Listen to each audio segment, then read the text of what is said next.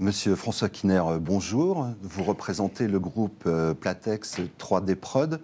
Présentez-nous un peu cette entreprise qui connaît un développement, hein. C'est une entreprise du secteur de la plasturgie, mais dites-nous-en un peu plus. Bonjour.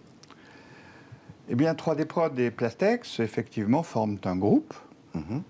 Ce sont deux entreprises situées à Raon-l'Étape, sur la zone industrielle. Combien de salariés?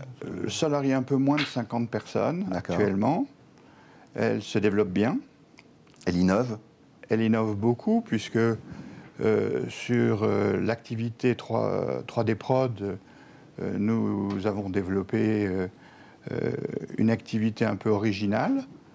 Cette activité originale prend de l'essor et situe cette entreprise 3D Prod pratiquement dans les 3 premières entreprises françaises sur son métier. Alors c'est un secteur où la concurrence est assez vive, il faut s'accrocher, il faut...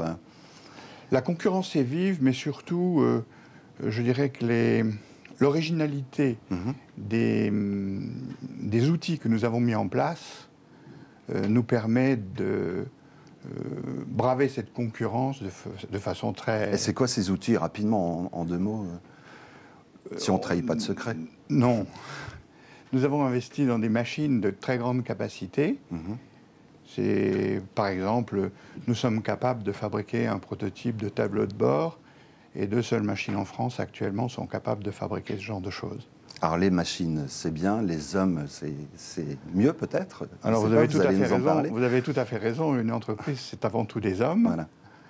Et ce que je peux remarquer, c'est qu'entre le moment en 1995 où je suis arrivé dans ce métier par le biais de Platex et aujourd'hui, la population s'est profondément modifiée. On va plutôt vers l'élévation des compétences. Les hommes en charge, je dirais, de nos activités sont maintenant des techniciens ou des techniciens supérieurs en majorité. Alors vous misez sur l'apprentissage. Pourquoi ce choix? Justement, c'est parce qu'il y a ces besoins de formation assez élaborés. L'apprentissage parce que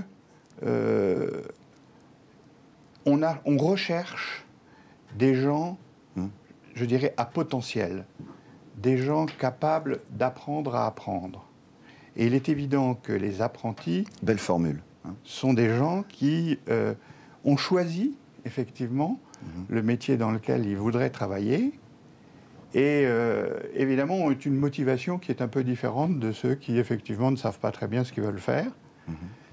Et ces apprentis reçoivent une première formation qui est complétée dans l'entreprise par une formation spécifique sur les outils dont on dispose. D'accord. Alors j'imagine que la présence proche de vos établissements d'un centre de formation comme le CFA est importante. Qu'en attendez-vous de ce centre? Eh bien, on attend effectivement la possibilité d'avoir des gens qui auront reçu une formation, je dirais, basique sur le métier de la plasturgie et des gens qui soient motivés, enthousiastes, et des gens à potentiel, comme je vous l'ai dit tout à l'heure, des gens capables, effectivement, d'évoluer dans des technologies et d'évoluer aussi dans des responsabilités. Alors, s'il y avait un petit conseil à donner aux jeunes qui veulent se lancer dans cette formation, que leur diriez-vous? Que c'est une activité en France porteuse, parce que les procédés évoluent, parce que...